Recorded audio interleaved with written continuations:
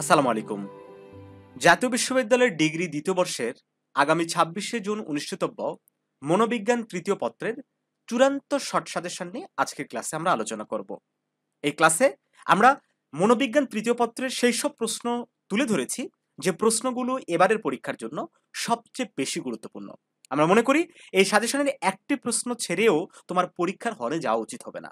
সুপ্রিয় শিক্ষার্থী বন্ধুরা, শুধু এই সাবজেক্ট নয়, তোমার ডিপার্টমেন্টের সবগুলো সাবজেক্টের চূড়ান্ত শর্ট সাজেশনগুলো আমাদের রেডি হয়েছে। আমরা জানি তোমাদের মধ্যে অধিকাংশ স্টুডেন্ট এই সাজেশনগুলো ইতিমধ্যে আমাদের থেকে সংগ্রহ করে নিয়েছো। তো যারা সংগ্রহ করোনি তাদের উদ্দেশ্যে বলবো, ভিডিও ডেসক্রিপশন বক্স এবং স্ক্রিনে দেওয়া হোয়াটসঅ্যাপ নাম্বারে এখনই যোগাযোগ করে এই সাজেশনগুলো পিডিএফ ফাইল সংগ্রহ করে নাও। আর এই পিডিএফ ফাইলগুলো সংগ্রহ করতে হয়তো নামমাত্র কিছু পারিশ্রমিক তোমাদের পরিশোধ করা লাগতে পারে।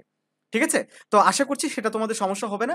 অবশ্যই তোমরা এই পিডিএফ ফাইলগুলো সংগ্রহ করে নিবা। আর যারা সংগ্রহ করে নিতে চাও না তারা ভিডিও দেখে প্রশ্নগুলো কভার করে ফেলো। ঠিক আছে? দেখো, আমি স্ক্রল করে নিচের দিকে যাব।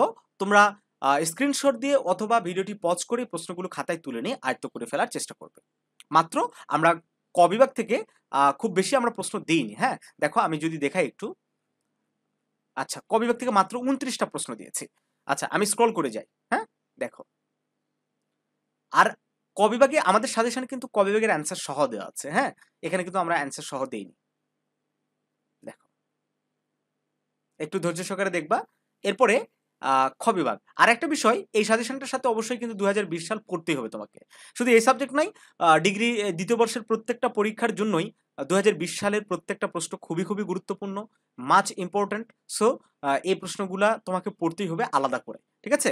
তার মানে আমাদের সাজেশন প্লাস ২০২০ সালটা যদি পড়তে পারো 100% প্রশ্ন কমন হবে ইনশাআল্লাহ।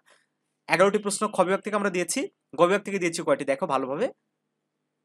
গ বিভাগ থেকে দিয়েছি মাত্র ৬ টি। এই ৬ টি প্রশ্নের সাথে ২০২০ সালটা একটু ভালো করে পড়তে হবে।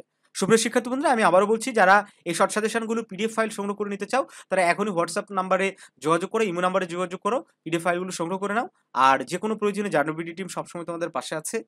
যেকোনো প্রয়োজনে আমাদেরকে নক করতে পারো। ভালো থাকো সবাই, তোমাদের জন্য অনেক দোয়া এবং শুভকামনা রইল।